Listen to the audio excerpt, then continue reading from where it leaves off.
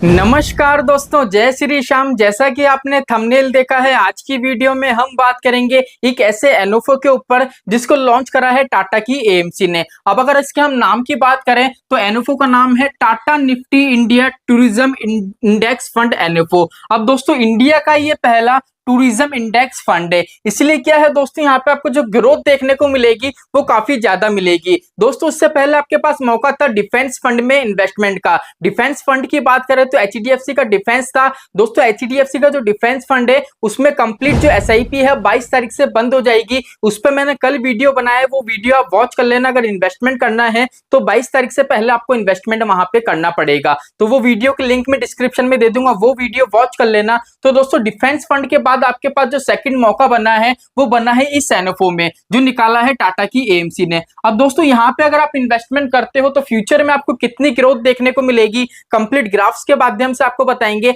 आपका पैसा कहां कहां इन्वेस्ट होगा और कितने स्टॉक में आपका पैसा इन्वेस्ट होगा और यहाँ पे कितना रिस्क आपको देखने को मिलेगा। तो आज की वीडियो में कंप्लीट डिटेल आपको मिल जाएगी। यूट्यूब पे किसी दूसरी वीडियो की आपको रिक्वायरमेंट नहीं होगी, इसलिए वीडियो को बिल्कुल भी स्किप मत करना, कंप्लीट वीडियो को वॉच करना। तो चलिए शुरू करते हैं। अगर चैनल पे नए हो तो चैनल को सब्सक्राइब करके बेल आइकन को दबा देना। तो चलिए शुरू करते हैं आज की हमारी वीडियो को। तो दोस्तों यहाँ पे अगर हम बात करें इसकी ओपन डेट की, ठीक है, तो दोस्तों यहाँ पे हमारा जो एनएफओ है ये लॉन्च हुआ है दोस्तों 8 जुलाई 2024 को। अगर एंड डेट की बात करें दोस्तों तो 19 जुलाई 2024 को क्या होगा, ये एक्सपायर हो जाएगा। अब ये ओपन इन डेट की स्कीम है। अगर इस टाइम पीरियड के बीच में यहाँ पे अगर आप इन्वेस्टमेंट करते हो तो मिनिमम 100 रुपए की एसआईपी कर सकते हो और 5000 रुपए का आप लमसम कर सकते हो, यहाँ पे मैंने मेंशन कर रखा है। अगर आप यहाँ पे इस टाइम पीरियड के बीच में इन्वेस्टमेंट करते हो तो 10 रुपए एनएवी के हिसाब से क्या होगा, आपको यूनिट अलॉट होंगे। जैसे मान लीजिए यहाँ पे अगर आप इन्वेस्टमेंट करते हो 5000 रुपए तो 10 रुपए एनएवी के हिसाब से क्या होगा,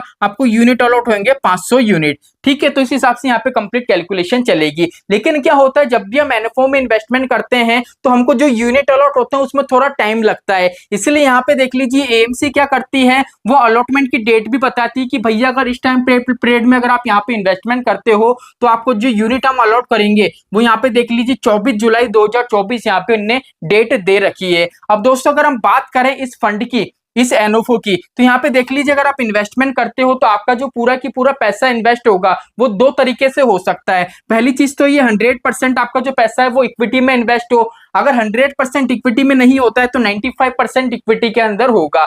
अगर 95% इक्विटी में होगा तो बाकी का जो 5% है वो कहाँ पे इन्वेस्ट होगा, वो डेप्थ में आपका पैसा इन्वेस्ट होगा। अब यहाँ पे बात ये आती है कि सर अगर हम इस फंड में इन्वेस्टमेंट करें, ठीक है, तो क्या होगा दोस्तों, फंड मैनेजर जो अपने पोर्टफोलियो में टोटल स्टॉक्स रखेगा, आपका पैसा जो इन्वेस्ट होगा वो टोटल कितने स्टॉक्स में होगा, वो होगा 30 स्टॉक्स में। अब वो 30 स्टॉक्स कौन कौन से हो सकते हैं उसको लेके दोस्तों यहाँ पे पहले मैं आपको ग्राफ बताता हूँ जिससे इजीली कंसेप्ट आपका के समझ में आ सके। अब पहली चीज तो यहाँ पे ये चीज देखो, एनएफओ का नाम क्या है, Tata Nifty India Tourism index. Tourism, अब टूरिज्म का मतलब क्या है दोस्तों, घूमना फिरना। मतलब आपका पैसा कहाँ इन्वेस्ट होगा, यात्रा की जितनी भी चीजें आती हैं वहां पे आपका पैसा इन्वेस्ट होगा। अब नॉर्मल सी बात है, अगर आप वैकेशन पे जाओगे तो आप होटल्स में भी रुके हुए, तो यहाँ पे क्या है, आपका पैसा है वो होटल में भी इन्वेस्ट होगा। अब होटल में अगर आप जाओगे तो वहां पे नॉर्मल सी बात है आप खाना भी खाओगे, तो ऐसी सभी चीजों में क्या होगा, आपका पैसा इन्वेस्ट होगा। अब यहाँ पे देख लीजिए, सबसे पहले तो यहाँ पे आपको एक ग्राफ नजर आ रहा होगा, यहाँ पे देख लीजिए लिखा हुआ मैक्सिमम स्टॉक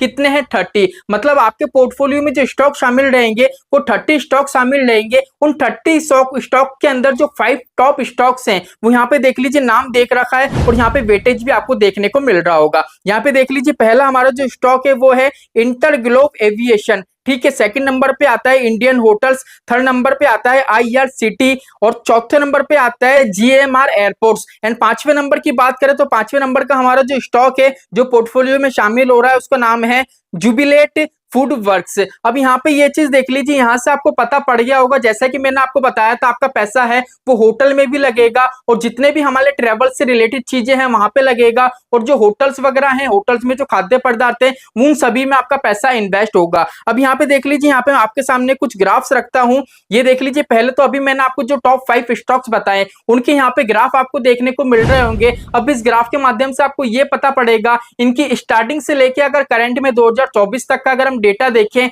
तो ये ग्राफ देख लीजिए तेजी से ऊपर जा रहा है। तो इस हिसाब से हम ये कह सकते हैं कि भैया हमारा जो इंडिया है वो टूरिज्म की तरफ से देखें तो काफी ज्यादा डेवलप हो रहा है और जो इंडिया है वो काफी ज्यादा ग्रोथ की तरफ बढ़ रहा है। तो यहाँ पे ये देख लीजिए, अब मैं आपको थोड़ा चार्ट बताता हूँ। यहाँ पे देख लीजिए, अगर हम टूरिज्म की बात करें तो देख लीजिए सबसे पहले अगर हम एयरपोर्ट की संख्या देखें तो 2014 के अंदर जो एयरपोर्ट की संख्या थी वो 74 थी। अभी अगर हम 2023 की बात करें तो वहां पे संख्या कितनी है, 148 की है। अगर हम रेलवे की बात करें तो देख लीजिए मेट्रो का जो नेटवर्क है इन किलोमीटर्स, तो वहां पे देख लीजिए 2014 में कितना है, 248 है। और अभी देखिए हम 2023 में तो कितना है, 860 है। ऐसे ही देख लीजिए अगर हम बात करें दोस्तों रोड एंड हाईवे की, तो यहाँ पे देख लीजिए नेशनल हाईवे हैं, उनकी संख्या देख लीजिए 2014 में कितनी थी, 91 थी। और अभी 2023 में देखें तो आपको दिखेगा 146। अभी देख लीजिए एक बार होटल का ग्राफ से मैं आपको और बता देता हूं जिससे ये कंसेप्ट और ज्यादा आपका क्लियर हो जाएगा। अगर हम होटल की बात करें दोस्तों तो यहाँ पे देख लीजिए ग्राफ आपको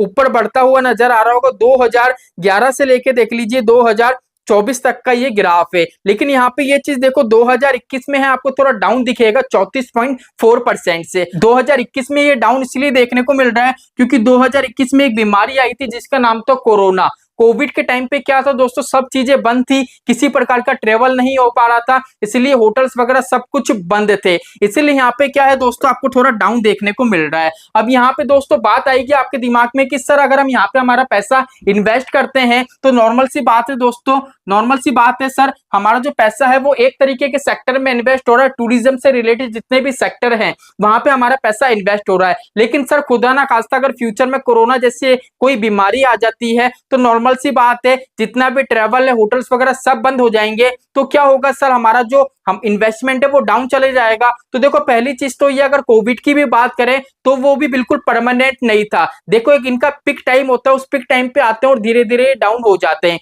इसलिए क्या होता है, कोई सी भी बीमारी होती है वो हमेशा के लिए नहीं रहती है, वो थोड़े टाइम पीरियड के लिए आती है, देन क्या होता है मार्केट वापस से अब चले जाता है। यहाँ पे ये चीज देख लीजिए जीता जाता है। एग्जाम्पल है कोविड के टाइम पे अगर होटल की बात करें तो यहाँ पे देख लीजिए 34.4% है। लेकिन यहाँ पे देख लीजिए अगर हम बात करें 2024 की तो देख लीजिए 70% से आपको यहाँ पे आपको ऊपर नजर आ रहा होगा। तो कहने का मतलब यहाँ पे अगर आप इन्वेस्टमेंट करते हो तो रिस्क सिर्फ इतना सा है कि आपका पैसा है वो सिर्फ एक सेक्टर में इन्वेस्ट हो रहा है और पोर्टफोलियो में जो स्टॉक की संख्या है वो मिनिमम है 30 स्टॉक है। अब यहाँ पे ये चीज देखो, मैंने जो स्टार्टिंग में आपको अभी एक ग्राफ बताया था वेटेज वाला कि आपके पोर्टफोलियो में टोटल जो 30 स्टॉक है, अब 30 स्टॉक में जो टॉप 5 के स्टॉक्स हैं, ठीक है, अब यहाँ पे अगर टोटल वेटेज देखोगे तो कितना परसेंट आ रहा है, 70%। मतलब 30 स्टॉक में से 5 ऐसे स्टॉक हैं टॉप के, उनमें ही आपका 70% पैसा इन्वेस्ट हो रहा है। बाकी के जो 25 स्टॉक्स है वहां पे कितना पैसा इन्वेस्ट हो रहा है, वहां पे 30% पैसा आपको इन्वेस्ट होगा। अब यहाँ पे क्या है, टोटल ये जो फंड डिपेंड है जो शुरू के इसके स्टार्टिंग के टॉप 5 फंड से वहां पे डिपेंड है। लेकिन बहुत अच्छे फंड है, यहाँ पे मैंने ग्रोथ भी आपको बता दी है और कंप्लीट इनका ग्राफ भी बता दिया, इसलिए किसी प्रकार की दिक्कत परेशानी यहाँ पे आपको देखने को नहीं मिलेगी। तो कंप्लीट दोस्तों जितने भी ग्राफ तो मैंने आपको बता दिए। चलिए एक ग्राफ मैं आपके सामने और रखता हूँ। अगर हम बात करें टूरिज्म की तो यहाँ पे क्या होता है दोस्तों, सबसे ज्यादा यात्रा काहे में होती है। अगर हम इंडिया की बात करें तो क्या होता है दोस्तों, हमारी जो धार्मिक यात्रा है वो काफी ज्यादा होती हैं। अगर सेकंड नंबर पे बात करें तो बिजनेस ट्रिप्स होती हैं। थर्ड नंबर की बात करें दोस्तों तो मेडिकल ट्रिप्स होती हैं। अब मेडिकल ट्रिप्स क्या होती है, जैसे मान लीजिए कोई एमआर है, अगर वो अपनी कंपनी का टारगेट कंप्लीट कर रहा है तो कंपनी क्या करती है, उसको ऑफर करती है ट्रिप का कि अगर आपका इतना टारगेट है कंप्लीट होता है तो हम आपको ट्रिप का ऑफर करेंगे। चौथे नंबर की बात करें तो चौथे नंबर पे देख लीजिए वेकेशन में सबसे ज्यादा क्या होते हैं, लोग घर से घूमने निकलते हैं, विद फैमिली घूमने निकलते हैं। तो यहाँ पे दोस्तों अगर हम कहीं ना कहीं देखें तो यहाँ पे अगर आप पैसा इन्वेस्ट करोगे तो यहाँ पे आपको काफी ज्यादा ग्रोथ देखने को मिलेगी। बिकॉज मैंने एयरपोर्ट की संख्या बताई थी 2014 में कितनी थी, 2024 में कितनी थी। अगर यहाँ पे अगर हम बात करें 2030 की तो 2030 में आपको जो फिगर देखने को मिलेगा वो भी काफी ज्यादा देखने को मिलेगा। इसलिए यहाँ पे आप इन्वेस्टमेंट करते हो तो बहुत अच्छा ये फंड है। अगर एएमसी की बात करें तो इंडिया में 14वें नंबर पे आती है। अगर इस एएमसी का टोटल एयूएम देखे तो 1,53,335 करोड़ का है। ठीक है, अगर फंड मैनेजर की बात करें तो कपिल जी यहाँ पे क्या है, फंड मैनेजर है।